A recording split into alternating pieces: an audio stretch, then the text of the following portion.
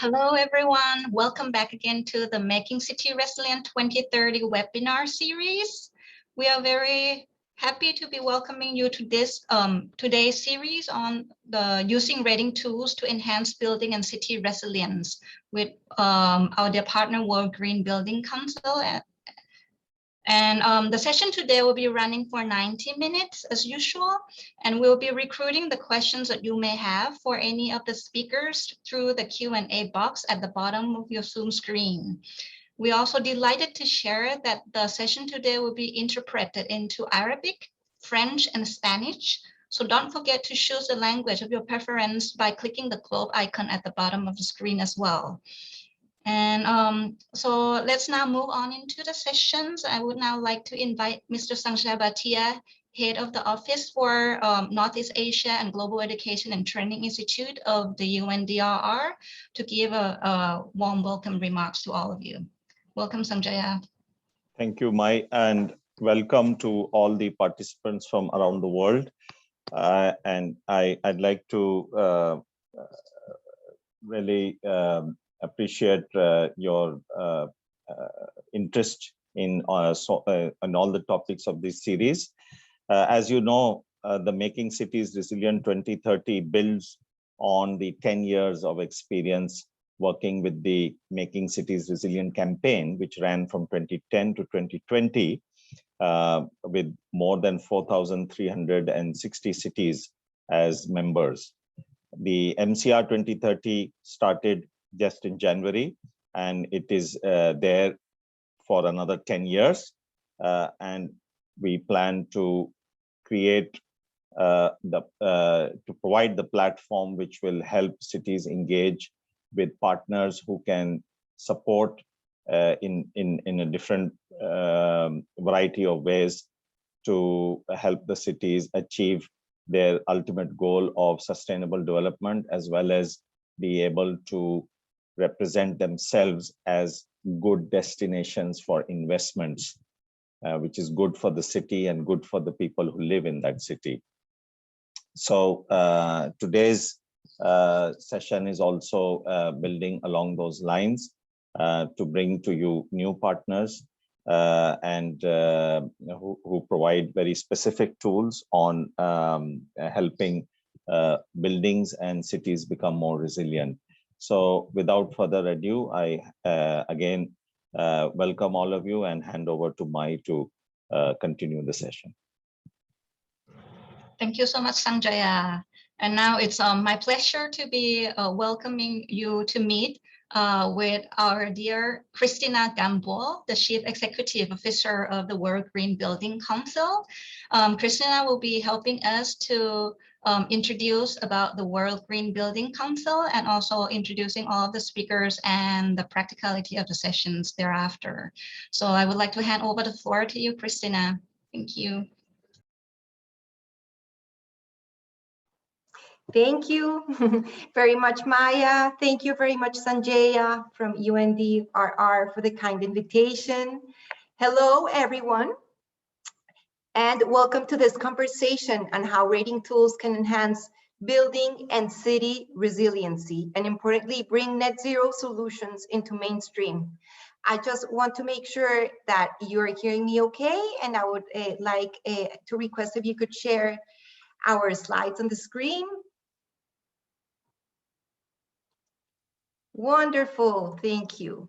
So yes, greetings. I am so excited to be reading the hellos from the chat box. It's amazing to have this global audience joining us today. I am Cristina Gamboa. I am the CEO of the World Green Building Council and your moderator for today. Next slide, please. The World Green Building Council, it's going to be 20 years next week. We've been busy. We've built up a network of 70 members around the world, green building councils. So we are a global action network catalyzing the uptake of sustainable buildings for everyone, everywhere. Together with our 70 green building councils and their 36,000 members, we are transforming the built environment across 3 impact areas: climate action, health and well-being, and resources and circularity. The World GBC Network is all about partnerships and collaboration, and that's why we very much value the partnerships we have with the UN, in particular today with the UNDRR. As you know, this is the year as we go into COP26, where resiliency is taking a center stage. So this discussion is very timely. Next slide, please. This is a busy slide, but this busy slide is to say that for far too long, the built environment has been a blind spot in the global climate discourse, and also in how, even though it's a big part of the environmental problem, it can be a big part of the solution.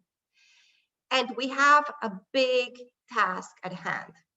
As the world population increases, the global building stock is expected to double by 2060, exponentially increasing the impact of our sector. But the World Green Building Council and its network are providing solutions to avoid those negative impacts. For one, we know we have to have a conversation on the responsibility of buildings contributing to 38% of energy-related carbon emissions globally. So if we want to meet the ambitions of the Paris Agreement, we must halve our sector's emissions by 2030.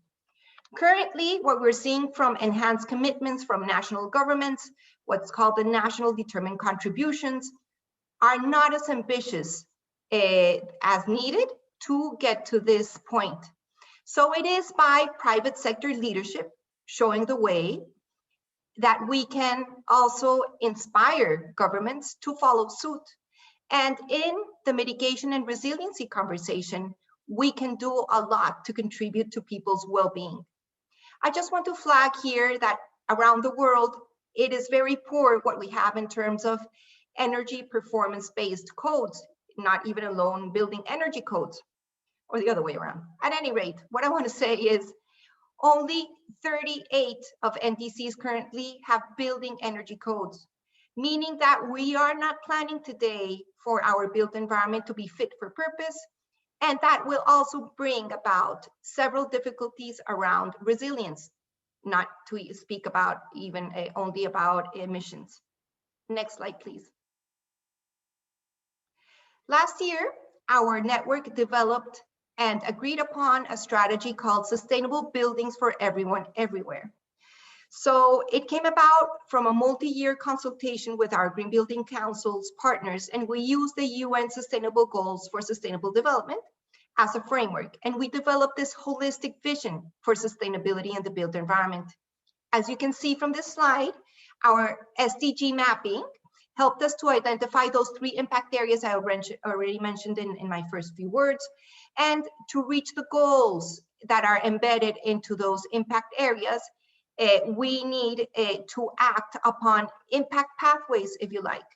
And one of those impact pathways, and the story we're going to share today, is how to encourage everyone to measure, track, disclose, and in particular get inspired by rating tools that are available around the world, so you can deliver on targets on improving the quality of infrastructure and addressing resiliency in a systematic, holistic, and comprehensive way. Next slide, please. So to deliver that holistic sustainability approach, we must recognize the diversity of the built environment worldwide. There are different markets, different needs, and we need localized solutions, if you like. And as rating tools are an important part of delivering the sustainability solutions we need, and of course, they're key to delivering building and city resiliency. Why is this? Let me elaborate a little bit. Rating tools recognize and reward companies and organizations who build and operate higher quality buildings, thereby incentivizing the push of the market towards enhanced performance. Rating tools or certification schemes kickstart sustainability ambition in the private sector, which in turn increases the ambition from governments in building codes and regulation. It also enhances possibilities for workforce training, corporate strategies, and for us to have a language around what it means to have a sustainable building in a very professional and comprehensive way. Today, there are green building councils around the world are evolving their rating tools. They're of course incorporating best practice as we know, as the climate science also demands from us. And of course, pushing for greater outcomes in higher energy efficiency, health and well-being, circularity principles, and of course, revisiting resilience because we need to deliver on that principle as climate change remains today unabated. So World Green Building Council is very supportive of all rating tools that provide this holistic sustainability solutions. And of course, preferably rating tools that are promoting this enhanced performance across the whole building life cycle, instead of just preferring prescriptive measures. This approach advances true sustainability in buildings, accelerates the movement, and of course, creates quality frameworks which help us track and measure and disclose the building's impact on the environment, and of course, how it improves local communities' quality of lifestyle and being. So rating tools address one key thing we need, and is we cannot manage what we cannot measure. And this is why rating tools are so vital. They help us provide this quality assurance framework, which helps also the financial sector in discriminating between asset classes, and also supports governments in driving change through policies. And it creates a conversation between private sector innovation and of course, public sector sending the right policy signals to inspire greater action. So without doubt, we have a long way to go, but as you see from the charts, the rating tool penetration around the world has been increasing significantly throughout the years. There's a lot of rapid growth, in particular in China and Asia Pacific recently. But of course, as I said from the slides, we're far from done. So in the next slide, please, I would just like to share a few, there's some links about World GBC where you can find a little bit more on the rating tools from our green building councils and what our green building councils do. So this is just a flag for you to visit our website. And next slide, please. Without further ado, as they say here, I'm living in London, but I'm from Colombia, actually. I would like to introduce to you some of our brilliant colleagues from our 4 different green building councils who will be presenting their take on green building rating tools with the emphasis on how they enhance resiliency. So I'm very pleased to welcome Levan from DGNB, Davina Rooney from the Green Building Council of Australia, Katherine Hammack from the US Green Building Council, and Lorena Pupo from the Colombia Green Building Council. Next slide, please. And I would like now to hand it over to Levan from DGNB. Welcome, Levan. How are you today? Oh, thanks. Thank you for having me today. And I hope in my given 8 minutes show you what we are doing, what is our experience and what is our vision. Thanks again. The next one.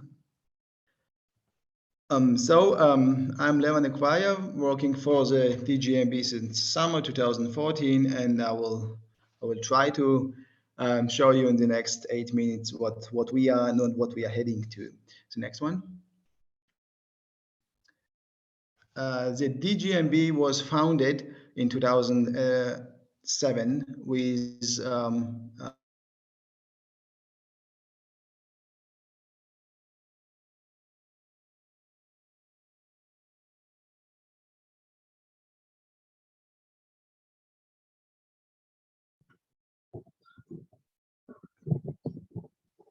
okay. Do you hear me? Okay. There was some misconnection. No. Yes, now we hear you. Now we can Okay. hear you. Thank you. Okay. So meanwhile, we are 1,300 members, which makes us Europe's biggest network for sustainable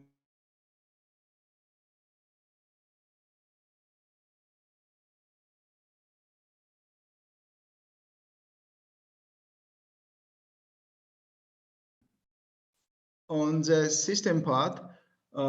Here is where the all magic is happening.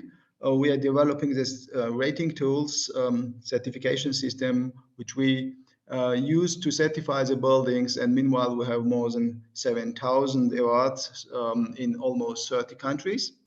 And the third important entity is the knowledge sharing point, or DGNB Academy, when we are making the trainings and different workshops for different kind of experts in the construction field. And we have already more than 5,000 experts trained in more than 40 countries. The next one, please. What is a DGNB and what is so special in this system? To my mind, it's one of the most holistic system on the market now, which covering the whole life cycle assessment, starting from the planning throughout the building, use phase of the building, end of life, in the best case, finalizing with the recycling potential.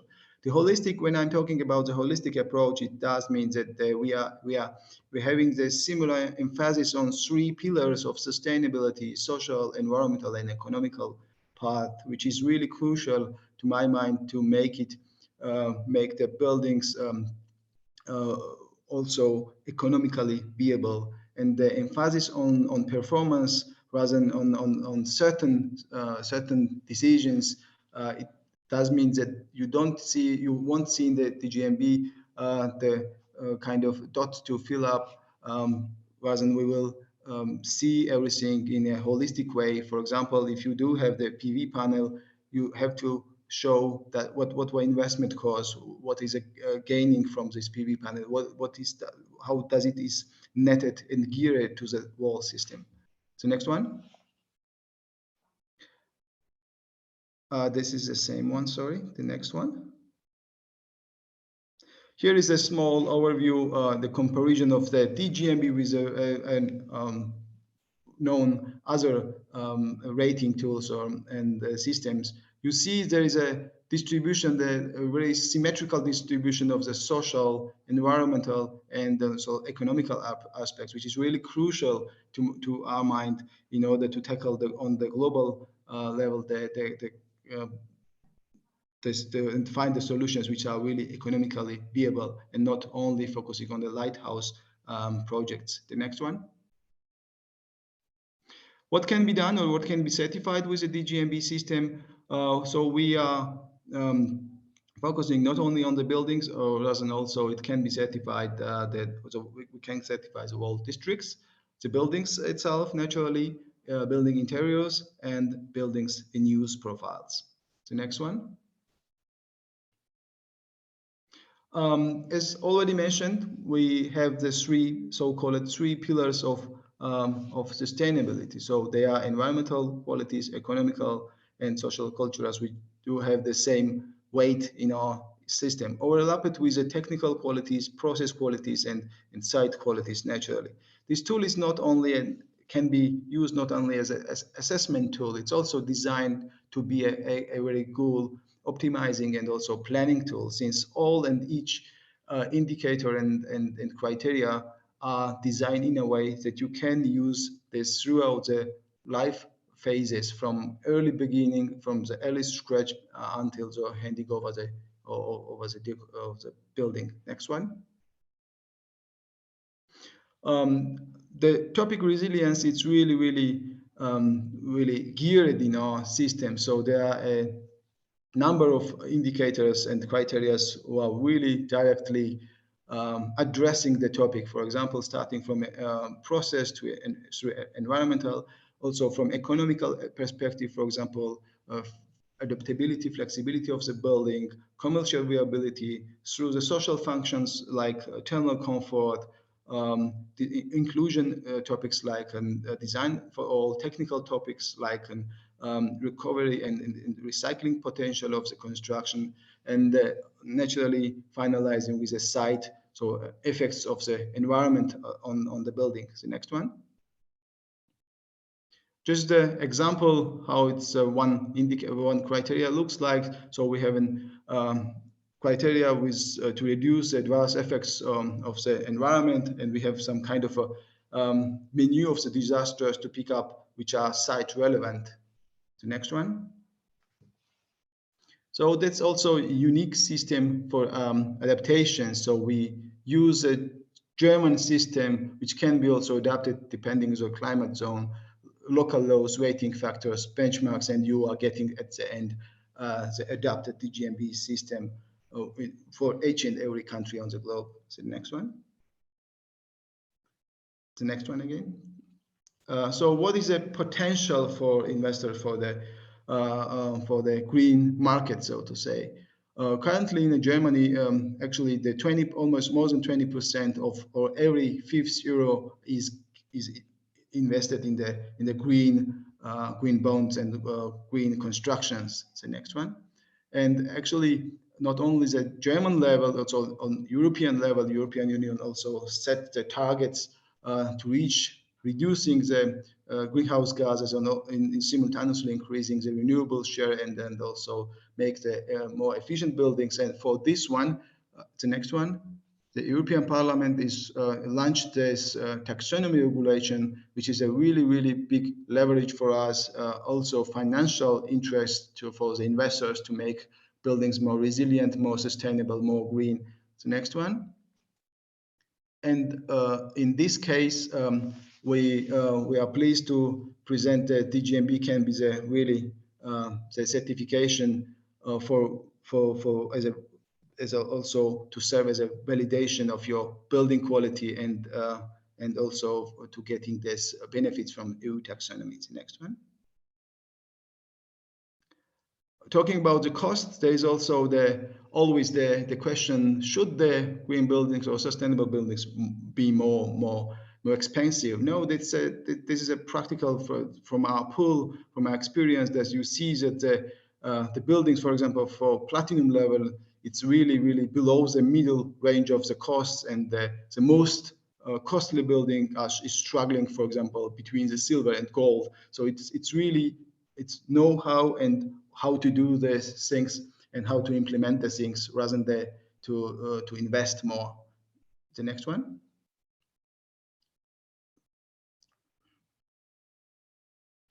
So one practical application from Denmark, every single certified residential building is a social building, so social housing. So this is also sometimes mind boosting. Okay, how can that be? The social houses are certified. Can they have those qualities, and is it really applicable? Yes, it is. As mentioned, it does not really is ticket with the pricing. It's ticket with the knowledge as well. So this is also where we are also boosting the economical part. The next one. There's some links given for more information for you if you want to see each and every project, how it was implemented, and to finalize my presentation. The next one, the last slide. So why is a win-win situation to use the application like DGNB, even for the social housing? So for users, it does mean there's affordable, high quality, healthy, environmental, and also big savings on running costs. For investors, it's secure values, lower risk, also increased resilience for the portfolios, and also for municipalities are naturally the housing pools given away. And the last one, so next.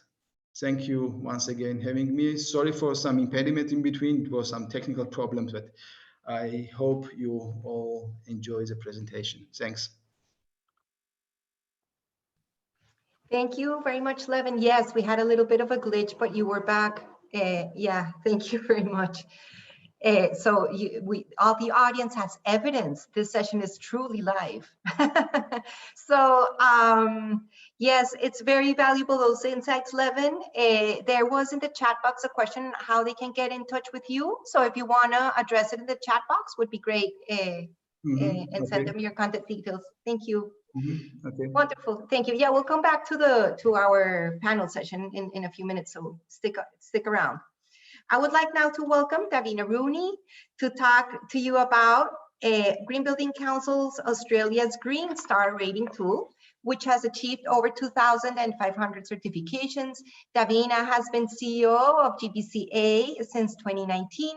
She's a property professional with a broad range of sustainability experience, from environmental projects to not-for-profit boards, and oversees community development work.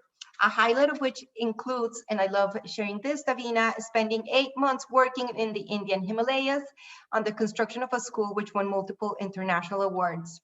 Thank you, Davina, so much for joining us. Over to you. Fantastic. Well, thank you so much, everyone, for having us today. I honestly have never received so much feedback and engagement within a chat as this one. So it's such a privilege to be here. Next slide, please.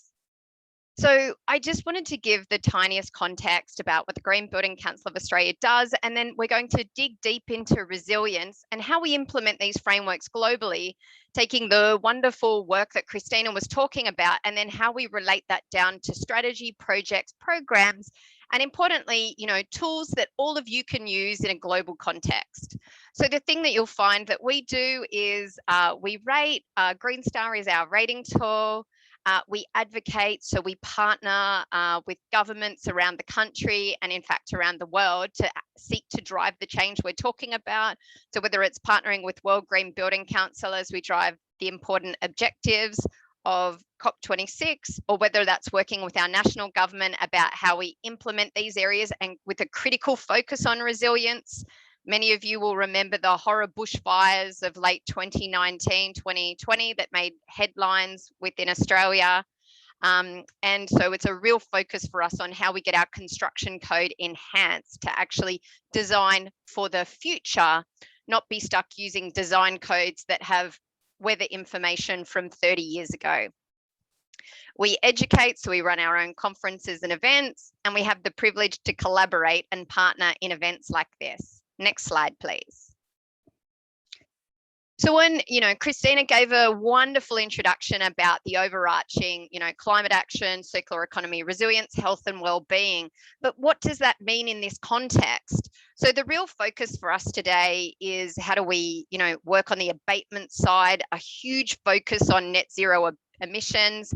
The pathway to Paris is absolutely paved with net zero buildings, which are highly efficient buildings powered by renewables, and then how we look at climate resilience, which is a huge focus of today, and how we lean into nature-based solutions, which are absolutely the lungs of the earth.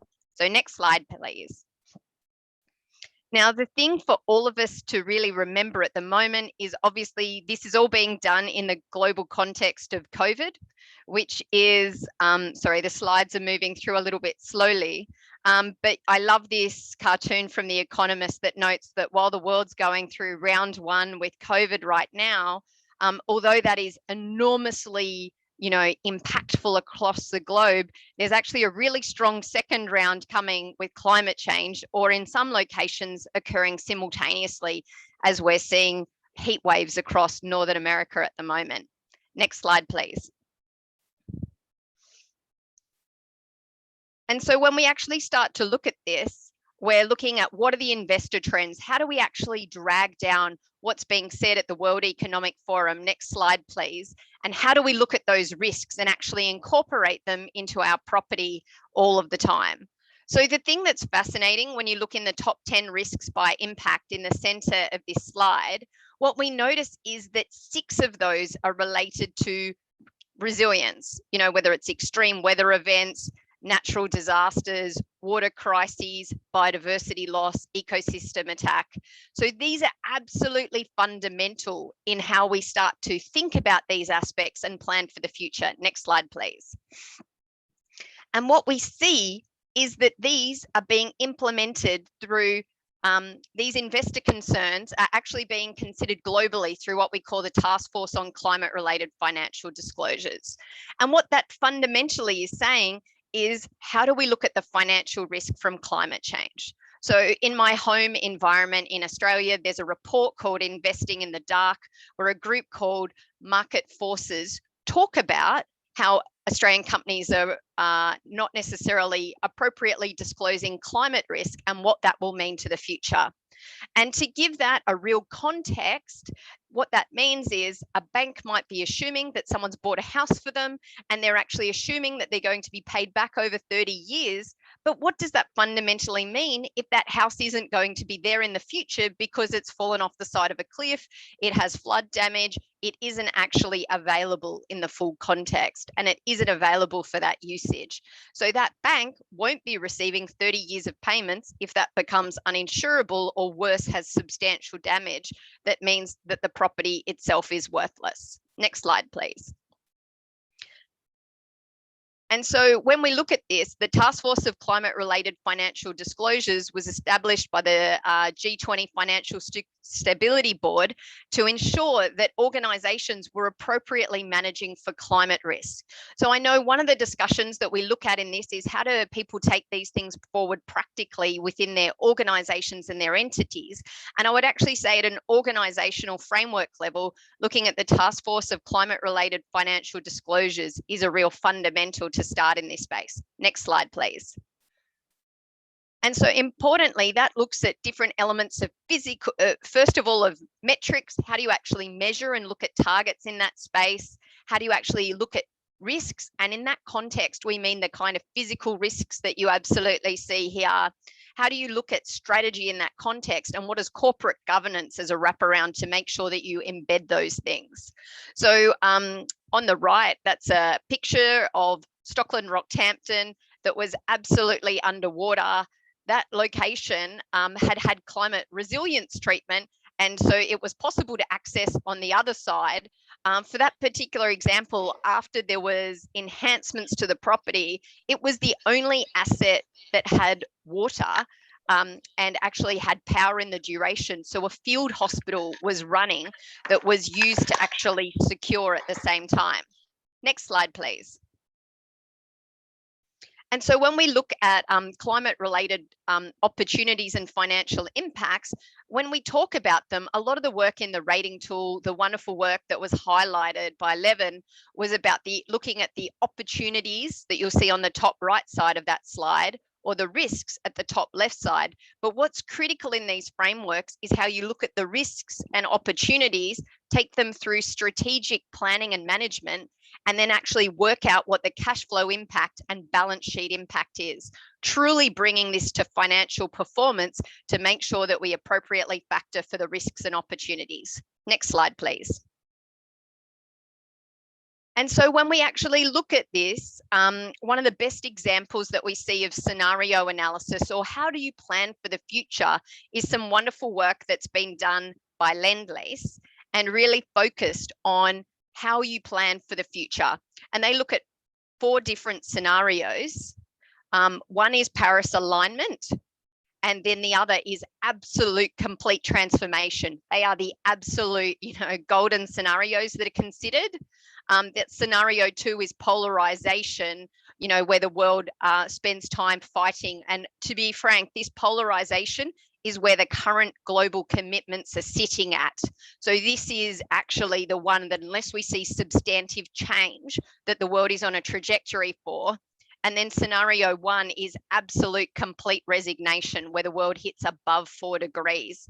And what this seeks to do is map what the trajectory of these items are. This is all publicly available. So if you're considering this for how it impacts you, it's really worth looking up this work, because it really is a phenomenal case study in how to break these things up and how to consider them over the life cycle of organisation and countries. Next slide, please. One of the things that we're talking about today is how different rating tools apply and implement these different kinds of findings. So the rating tool that I complete a lot of work with in Australia, New Zealand, South Africa is called Green Star, but I'm just showing you how we're seeing resilience folding in over time. So, we absolutely look at all the things about thermal comfort, efficiency, all of those elements. But then in 2014, we started looking at very specific resilience related areas. What does climate change resilience look like? How do you implement that into operations and drive those at scale when things go wrong? What happens to the community? How do you prepare them at scale? What does heat resilience look like? Now that's very specific to Australia, because out of all the crises, heat related deaths are actually the largest here. And grid resilience. how does the built environment support grid resiliency? Because what's really important is infrastructure resiliency. When we lose power, when we lose water, when we actually lose that underlying infrastructure, that's when it becomes even more dangerous for the community that surrounds them. And so this diagram is just a little bit of a mapping of how we've been bringing these concepts to different asset classes over the last 7 years. And I really look forward to unpacking that as a discussion with you of what we've seen in our market and how that can impact globally. Next slide, please.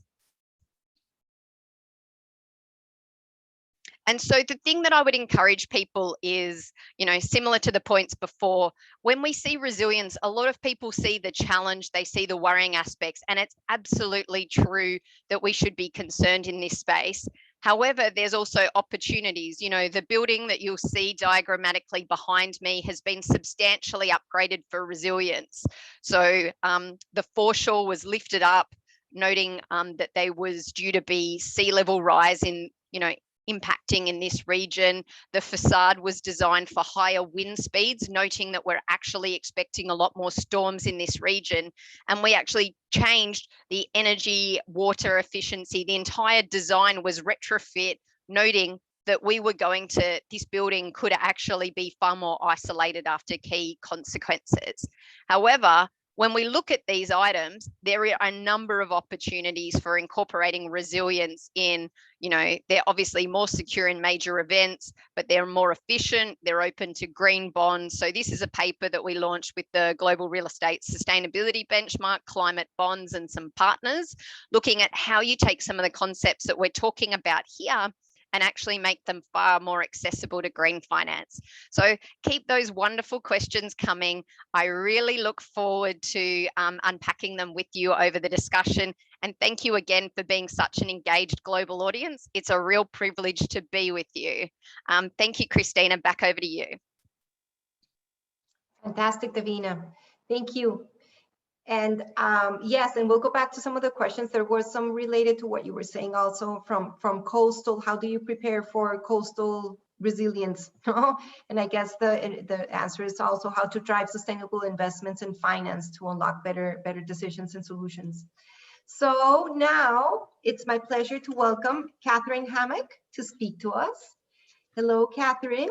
She is a director for special projects at Green Building Certification, Inc. That's the USGBC's, US Green Building Council's arm for rating tools and sustainability solutions. She was also one of the founding members of the US Green Building Councils over 30 years ago. She has many years of experience in energy, sustainability, utility, and infrastructure operations. And currently she is working to advance and to improve the tools for the built environment. Her focus, of course, today she's going to share with us solutions for increasing resiliency and the reliability in power grids with programs called Peer and Rally. So over to you, Katherine. We're really, really grateful you could join us. Thank you very much, Cristina. When we talk about resilient design, we're talking about both adaptation and mitigation strategies. And mitigation addresses the causes of climate change, and adaptation addresses the impacts of climate change. And without both of them, we have what's called by the Union of Concerned Scientists the resilience gap. And that's the degree to which a community is unprepared for damaging climate-related events. Next slide.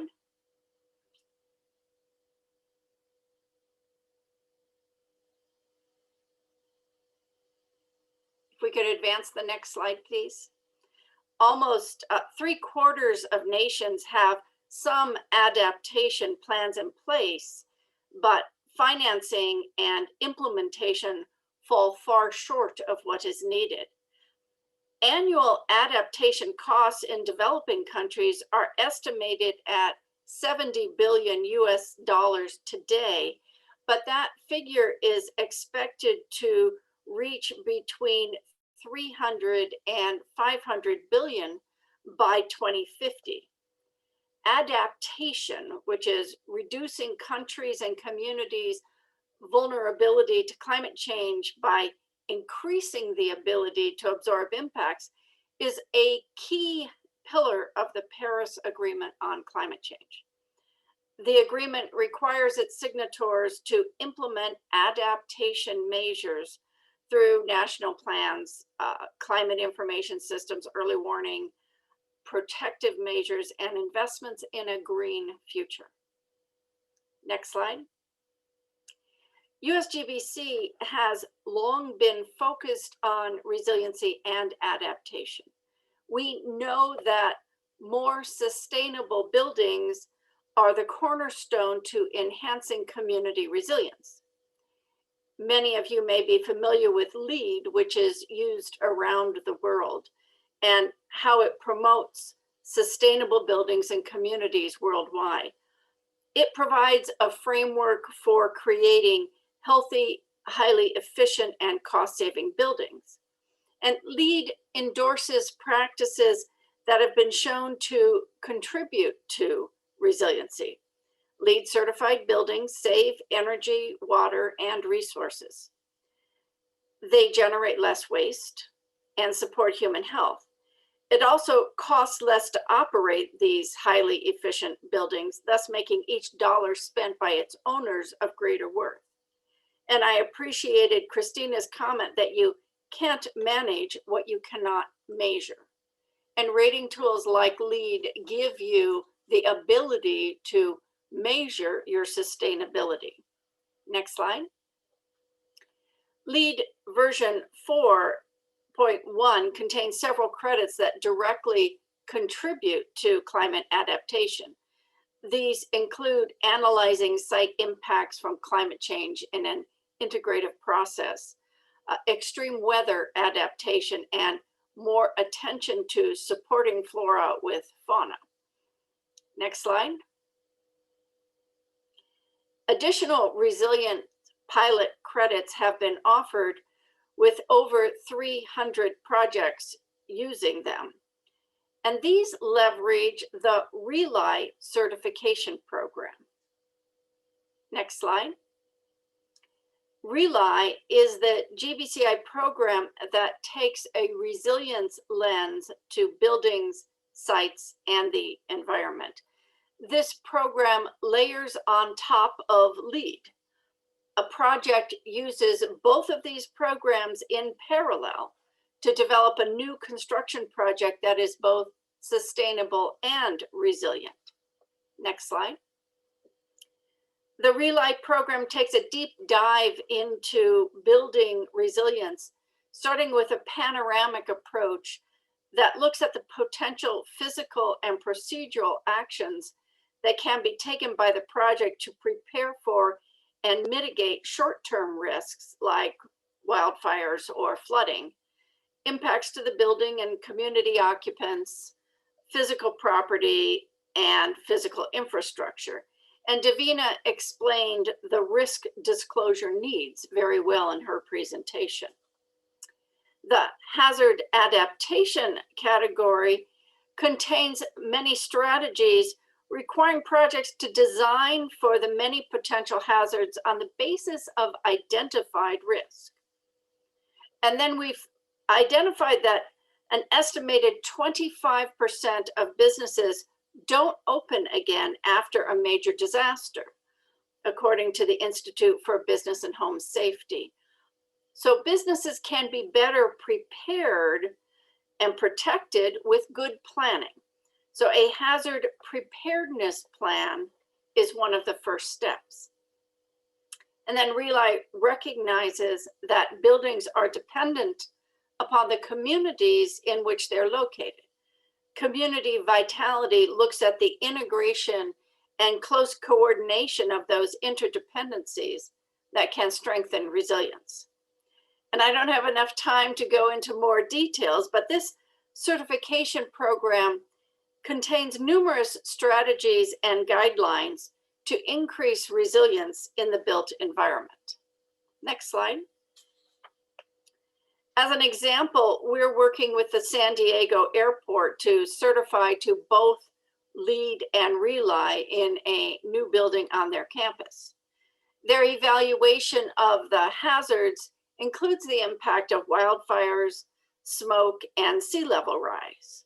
So the building's going to be elevated several feet above the floodplain, and there's a focus on ventilation strategies to handle smoke. And certainly on the West Coast right now, we are seeing a lot of heat waves, increased number of deaths, and smoke challenges in buildings, which is causing us not only to rethink ventilation strategies based upon COVID, but to rethink ventilation strategies when the outside air is of worse quality than the inside air. Next slide.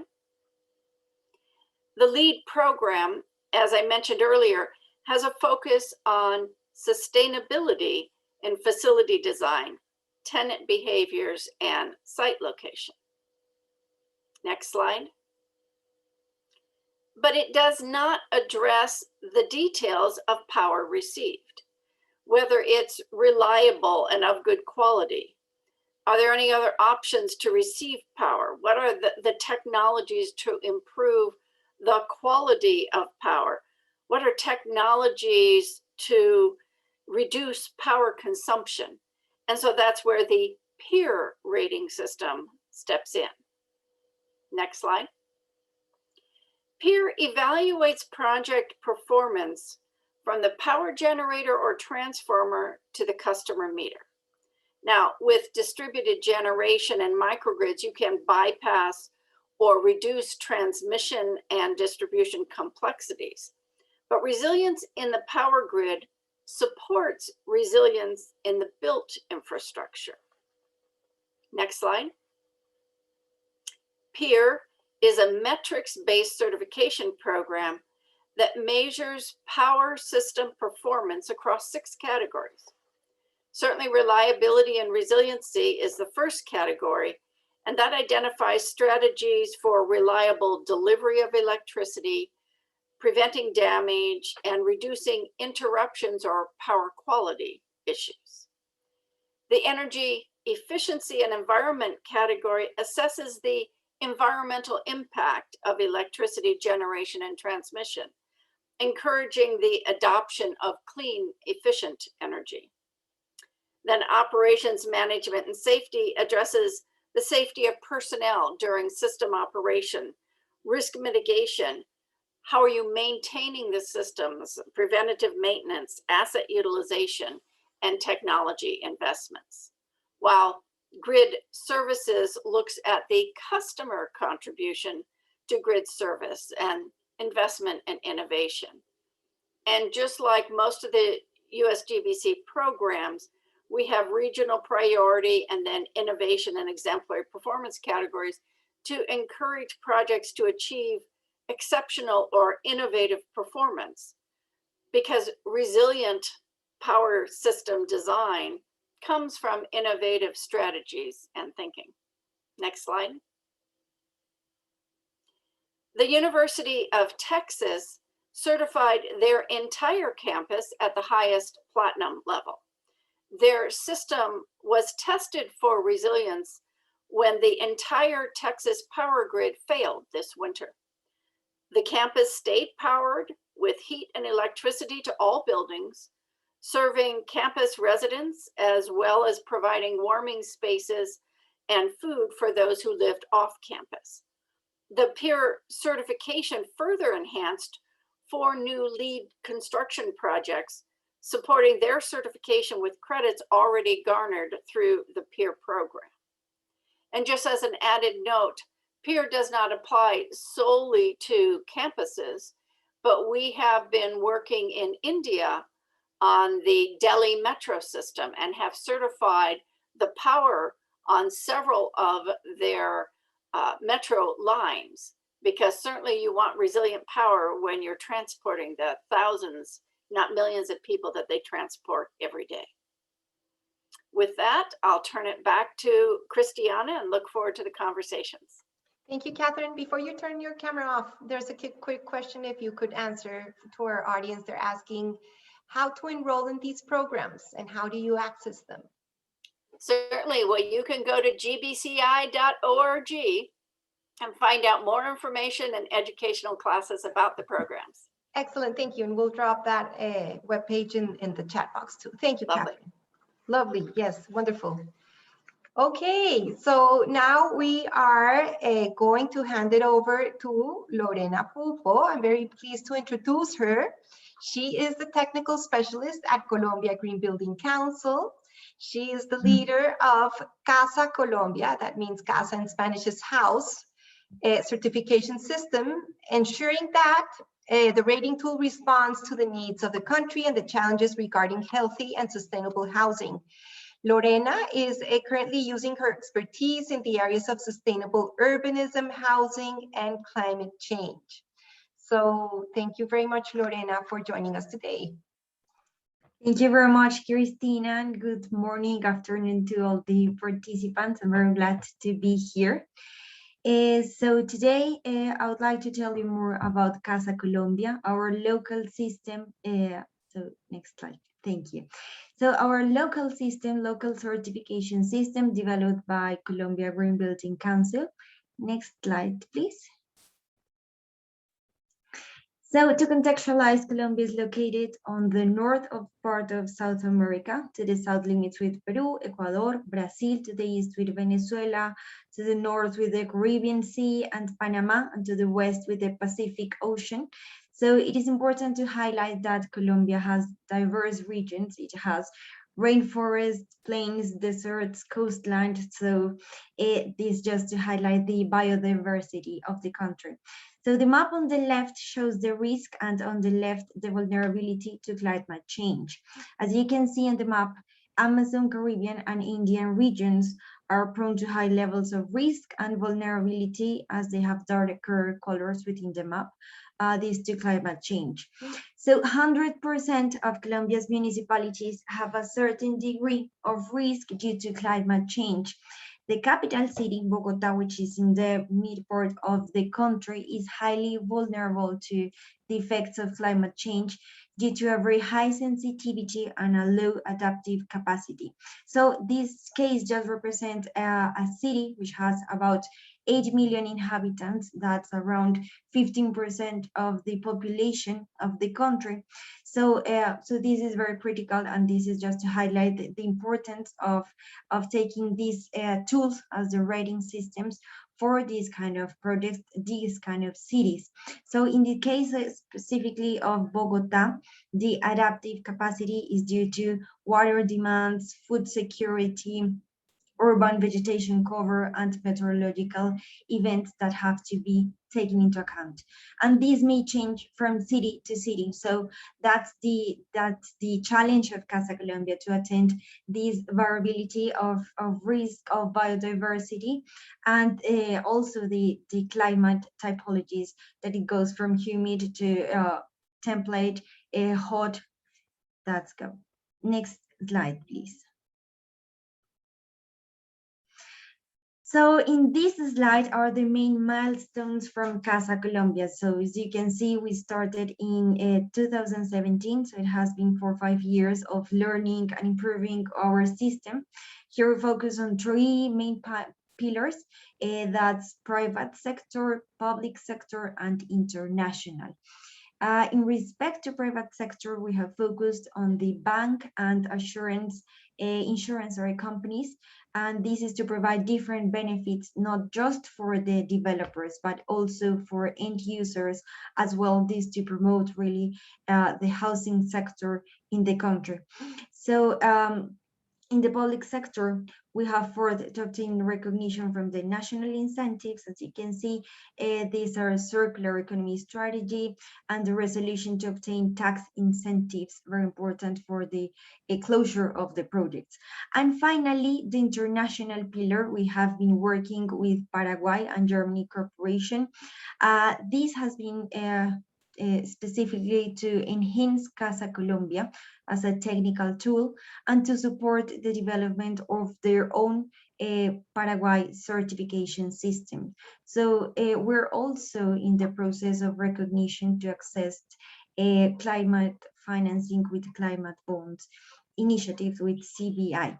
So needless to say, Casa Colombia has focused on low-income social housing. Here we have a huge inequality in the country. So this has been really important, and since 2018 we have a specific scheme for this kind of project of social housing. So at the moment, furthermore, around 50% of the registered projects are identified as social housing, and the remaining to conventional housing. So this has been really important, and it's a big market size of how we are improving the conditions at the national level for an actual issue, that is these differences between the incomes, between the need of a house, and also the biodiversity of the climate and the conditions to take in this account. Next slide, please. So as I told you, Casa Colombia is a center on the end user certification system. It has this perspective of integral sustainability, which also promote and try to understand how the project interact not just with the edification, just with the building, but also with the environment and the wellness of the end user. So it's a system, performance-based system, multi-attribute. It has quantitative metrics, and it also is aligned with the Sustainable Development Goals and the World GBC's Health and Wellbeing Framework. So in these years, we have been improving the system from the construction and the consulting companies' feedback. We are trying to have a better tailor-made system for the need of the country that also understands, as I told you, the different levels of implementing sustainability practice around regions of the countries, that we can find very different levels of implementing this sustainability practice within the country and within the cities. Next slide, please.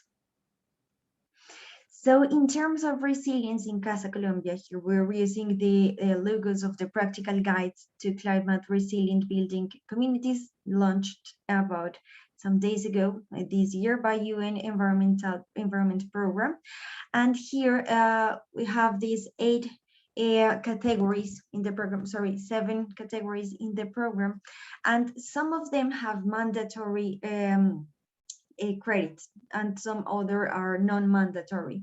So here we highlight the ones that are attained to resilience aspects in environmental sustainability. As you can see on the left side in green, there is a mandatory runoff management. Here in Colombia, the runoff is an important issue in the cities. So here we have a mandatory percentile to be taken into account. The management of heat island effect, it's optional. The preservation of ecosystems and site of avoidance and connectivity is also relevant for the Casa Colombia certification system. In terms of wellness, the adaptability to different weather conditions, and here is also included passive design, for example.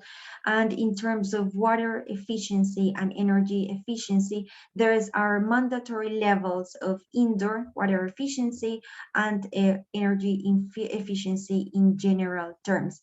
So these vary if we're talking about a social housing project or a conventional project, but it is mandatory for the both kind of system of schemes. Next slide, please. So Casa, as I told you, is also aligned with the health and well-being framework. This has been very valuable because we really want to have this end user focus. And so with Casa, we aligned with the principles of protect health, prioritize comfort in terms of thermal comfort, in terms of the harmony with nature, facilitate healthy behavior by having a good connectivity from the projects, create social value, and take climate action. So these are very important from the certification system. And I didn't tell you, but there is a social responsibility category that has been having a really high impact in terms of the responsibility of the developers, not only with the end users, but also with the people involved in the building process. Next slide, please. Yeah, and finally, I want to tell you about this case study. The project is called El Paraíso. It is in Antioquia, in the middle of the country. It is already certified. It was certified last year. It has a high performance in terms of energy, in terms of water and materials, but also this project has a business model that is based on comprehensive social support to homeowners, and this is through financial, social, and environmental education processes. So this project has enabled with this system that people with an incomes of less than $300 per month to achieve financial closure to acquire a sustainable, healthy, and quality home. So this is very important. And also in terms of resilience, the project generates agroecological food production, composting, recreation, and connection with nature. It has a reserved area, and they keep them like that and involve the homeowners with that part of the project. So it also generates local employment, and here I left you the link if you want to have more or you would like to see more information. Here is the link to this project. So that's what I bring today to tell you about Casa Colombia. Thank you, Cristina, and thank you, everybody. Thank you, Lorena. Before you go, there's a question that I think we can start with you. That's in the chat box that Nicolas Ramirez from the Costa Rica Green Building Council shared with us a little while ago. And he was asking about, today, thank you first and foremost to all the speakers. It's been a wonderful tour around the world and around solutions, and the depth of breadth of experience and expertise we have here is very valuable. But picking up on your case study, Lorena, where we're talking about a developing country with a diverse climate, with a lot of, let's say, issues to address of a country, and of course, low emitting overall in the carbon budget, but still going for a very ambitious low carbon resiliency agenda. Nicolas was keen to understand why all that timeline, all that trouble to develop a local rating tool, in particular for the residential sector, instead of picking up from other options. What has been that starting point, that spark for developing this comprehensive local tool for Colombia? Yeah, so it's been a very interesting line of time where you also were your vision was very important to contribute to this Casa Colombia. And firstly is because for example, LEED has had a huge impact in Colombia, but the ambition to have Casa Colombia was also to understand, for example, the natural ventilation and to understand the advances of the market in terms of the housing sector that is very different, for example, from commercial or from hospitals. The advances are very different. So that was important in terms of understanding that here we have, for example, the social housing. We have another that is called VIP. So VIP, well, I don't know how to say that, but the housing for low-income population, basic housing. Yeah, and it's also lower. So that's important to understand, and that was our main driver to develop Casa Colombia. Okay, that's brilliant. And maybe a little bit, so it takes us back now to the basics of how to improve through the best principles, best-in-class principles, how they can be applicable to a local context. So welcome back, everyone. I think, Katherine, do you want to contribute to this conversation?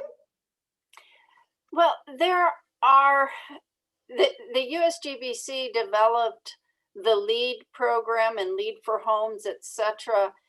But the LEAD program has been adapted in many different countries to what is the design in that country. And so that's why we have the regional priority. The regional priority category gives the country the ability to make adjustments to what their local designs are.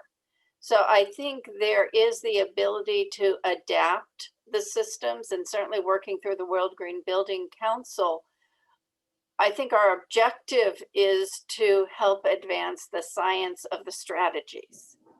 And the strategies then can be adapted to suit the local environments. Totally. And I guess also why we're here today is because of UNDRR, right? They've been working in this space, how to help countries address risks. And from a network that we are of GBCs around the world advancing solutions, the world is big and wide, needs all sorts. There's space for all these tools and solutions. And it's interesting how the depth of the work you guys are leading, it goes into key issues that we've been touching upon today. Yes, as Lorena gave me in, I was the former CEO of Colombia GBC, and but I'm your moderator today, so I won't stay at the affordable housing topic, which is close to my heart, but there's a wide spectrum, no, to tackle, and we know the penetration of sustainability in construction has a long way to go, so all our efforts are needed. I would like, maybe there was some questions also from the audience.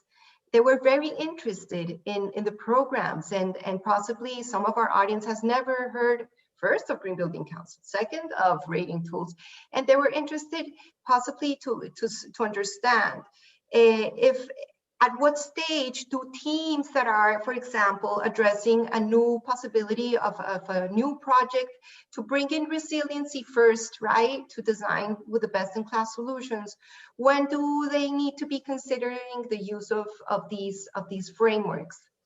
And we know the answer, but it's important, but it would be keen for one of you to explain and take our audience in that journey of why it matters and when it matters. Who would like to start us off?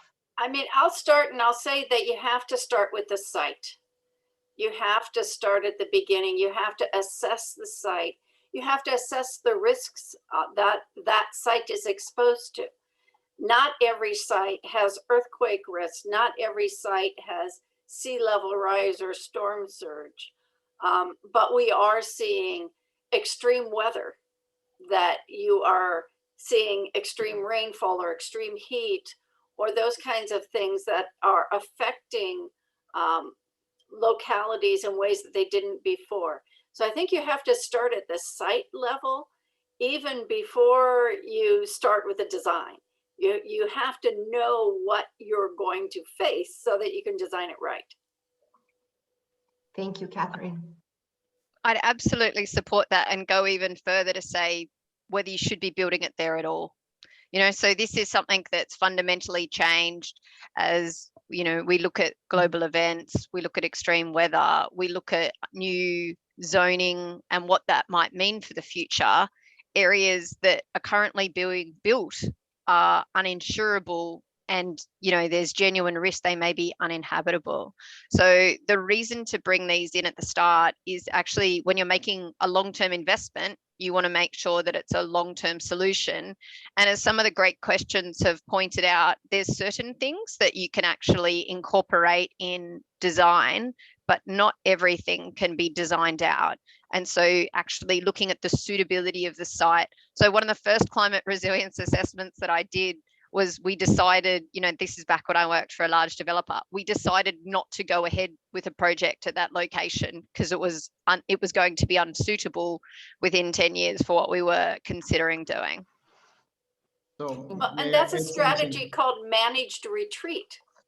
Is some cities are using zoning strategies to really push development further away from the oceans or rivers or areas where they have multiple cataclysmic events that occur with regularity. Yeah, Levan, you wanted to weigh in? Yeah, just to add something. That's totally agree with, and that's important that to have those kind of persons in a team at the very beginning of the project. That is crucial, because sometimes that not anymore, but sometimes we had the situations that some building owner or investor is coming and yeah, I'm already finished my building, so I want a certificate for this one. Maybe for the next one. So that's the issue, to have one consultant or auditor or someone with those knowledge to have in a planning team at the very beginning, at the service phase 0, because you know, everyone could not cover all the depths on a construction field. So those persons are really crucial. So that's from my experience. That's Yeah, and wonderful. also I agree with all of you, and also I think it's important to understand this from the very early stage, and also to align this with the social and financial targets of the project, and to understand the benefits it can have in these three pillars of social, environmental, and economic. Yes, and I guess elaborating a little bit on that, of course, there is the discussion also that Davina also introduced, and Katherine referenced, and Levan also to a certain extent, and all of you. And Lorena showed how all the banks are also saying we'll give out green loans, incentives, right? If you do quality infrastructure that addresses climate risk and that promotes resilience. In your view, let's say, to what extent can the sustainable investment movement also steer better outcomes when it comes to planning for resilience? Could you give a little bit more of examples? I was very interested what Davina you shared, if you could elaborate a little bit further. So I think we're in the early stages of seeing what we'd call resilience bonds in the market. You know, there's definitely huge engagement and passion, and often how that currently is engaged is by, you know, accreditation of sustainability rating systems, recognition in green bonds, like we've, you know, seen in some of the examples. I think as resilience develops even further in the global metrics for that, it's really going to be a fundamental. And what's critically important is it won't actually be just the green bonds, it'll be all finance, because using that very practical example that I gave at the front, the financier is loaning on the basis that the asset will be there for the whole life that they've assumed it'll be being paid back from. And that has been identified as one of the key risks for financiers globally. And so we expect this to go from being, you know, a golden green bond to being an absolute hygiene requirement in finance as these things go forward. And as some of my other panelists have noted, and it might be worth elaborating on how that relates to planning regulation, because it won't be possible to build in these locations. Currently, what is anticipated and the level of analysis being done by the banks is at times ahead of what we're seeing in planning regulations, you know, which can be varied and can have been designed for historic conditions. They haven't necessarily been updated for current conditions, let alone future climate projections at this stage. Yeah, we need consistency and policy to unlock better outcomes too. There's also a question in the chat box. It was interesting for our audience also that we were flagging that this sorts of quality infrastructure that of course promotes the sustainable buildings movement, but also is addressing resiliency at its core, is happening across the world. And you know, even saying, oh, it is for developing countries. Quality infrastructure can be delivered around the world. What is the differentiating factors maybe of a project in a developed country and a developing country? What do you see are the big gaps we have to address to mainstream in developing? If I may start, Yes, I think there is a huge not knowledge or a knowledge of the targets, of the possibilities, of the tools and the opportunities, for example, in the industry sector, and to have these, for example, materials and understand their impacts, and to visualize the life cycle of the project, of the materials, of every impact and importance it has. So I think there is there's a huge challenge to really level with this, with the knowledge.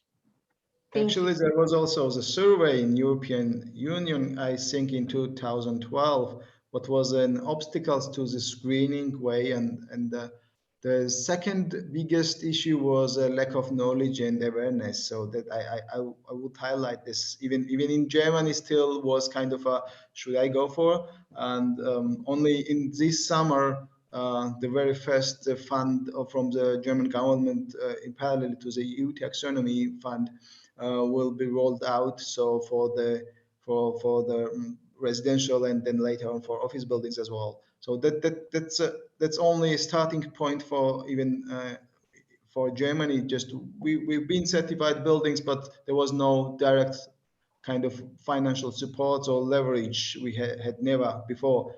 Right now it's happening, and we are seeing the wave of the requirement from investors, but there are no experts enough on the market right now who could also steer everything. So that's kind of, there is a very big gap between the demand and supply. So that's a risk even in Germany. But that's one of the advantages of the rating tools. A project I was working with said, we love this rating tool because it made us think. It talked about strategies that we had not even considered. So I think the rating tools give you strategies, give you ideas, and lead you along a pathway toward increased sustainability and increased resilience. And that's really the why they're there. I call some of these cookbooks. It's a recipe for how to design in resilience and sustainability. And you work your way through that recipe, and the more things you implement, the more sustainable or resilient you will be. So when you reach that platinum level, you've really implemented the best solutions and more solutions that increase your resilience and sustainability. Thank you for that. Any other further thoughts on increased penetration? Okay, so I think let's go to the premium. So you addressed it at some point, that sometimes in this choice, right? Do I keep on doing the same sorts of projects, or do I go back and revisit and think, what could I be doing better, and address risk, resiliency, improve the quality, improve the likelihood that my asset will be having a better valuation chance throughout its life cycle. Can you speak to the business case of buildings or a city scale of addressing sustainability and resilience from the information you have? Why pick one over the other from a business case perspective?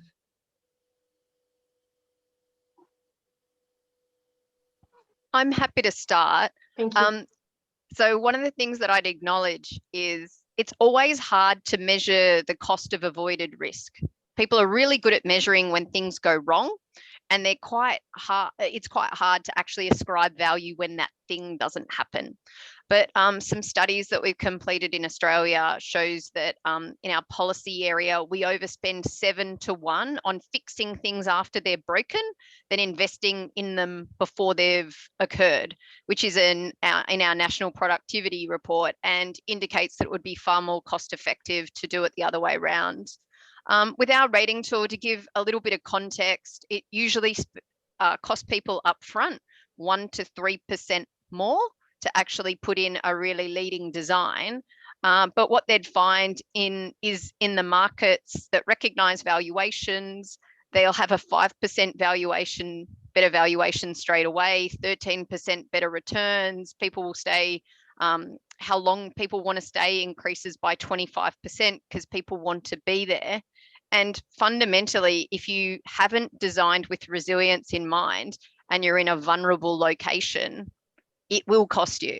So to give a particular clear example, we designed, when I worked on the owner side, we put in a creek, a bridge over a creek that was designed for a 1 in 100 year event. It was washed out. We put it in for a 1 in 100 year event. and it washed out the next year. We actually upgraded it to a 1 in 300 year storm event and had major events, and it's been in place since.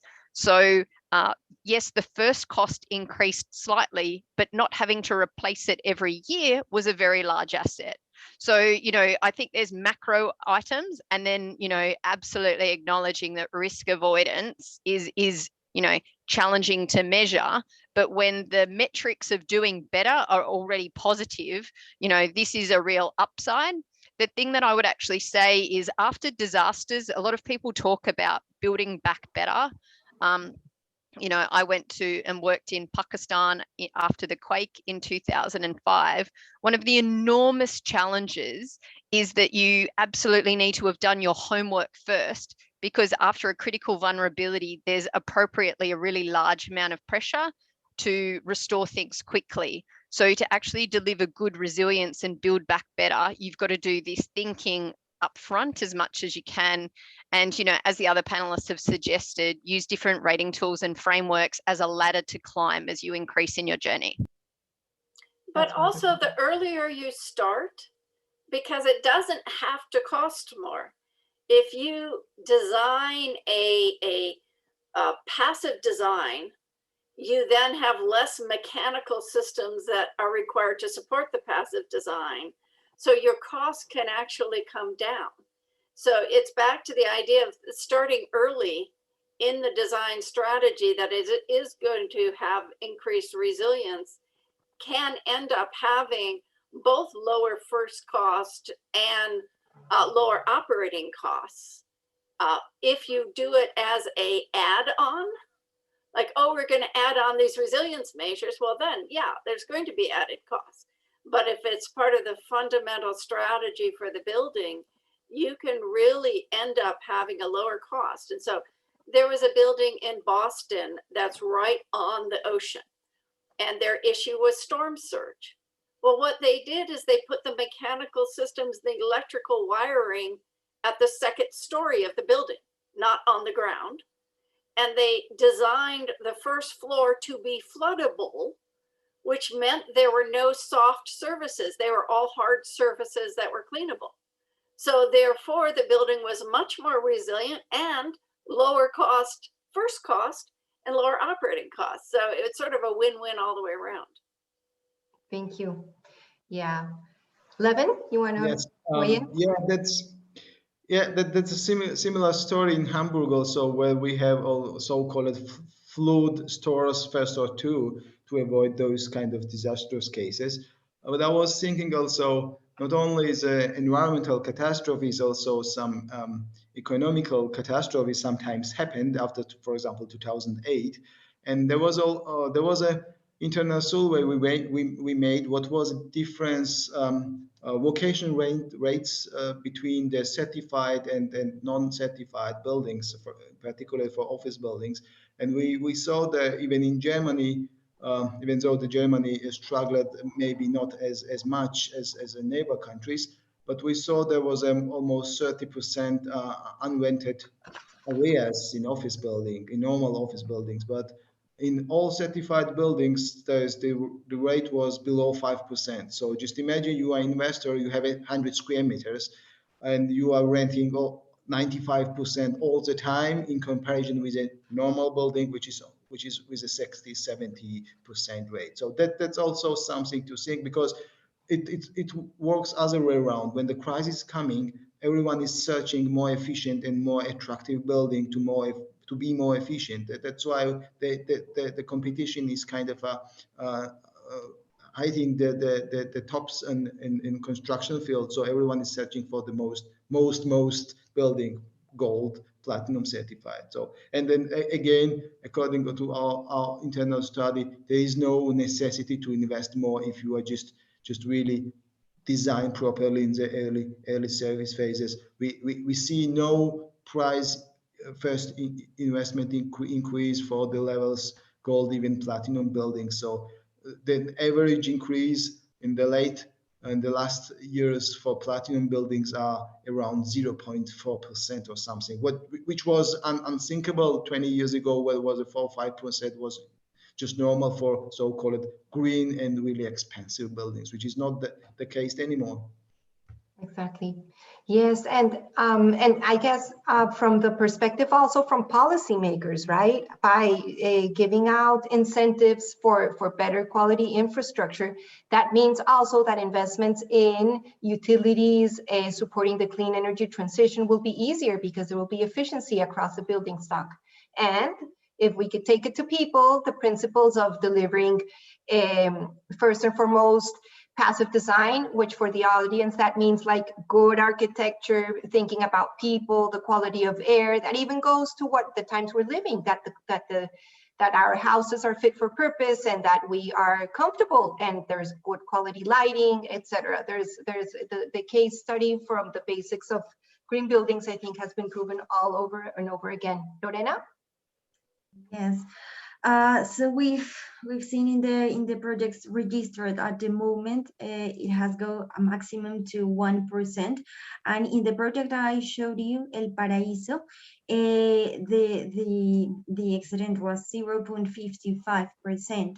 So in this project, when Katherine said it was like a cook recipe, for them, it was this approach of, I want to do the things good, I want to have this approach, but I don't know how to do it. So they found in Casa Colombia like the recipe book to do this with also, and implementing, even as I told you, that the composting, the recreation and connection with the nature, they preserve the nature, a part of the nature reserve they have within the project that is next to a river. So in terms of resilience, this is very important because they integrate that in the part of the system. So also we've seen that, as you say, Cristina, the importance of inform the end users, the benefits they will have, has been a huge highlight from the case study. That's very nice. Thank you. Okay, so I think we are hitting time, but if Katherine, you had a final thought, I saw your mic go on. No? Okay. Okay, so thank you very much all. Now I'm gonna pass it over to Mai for some closing remarks.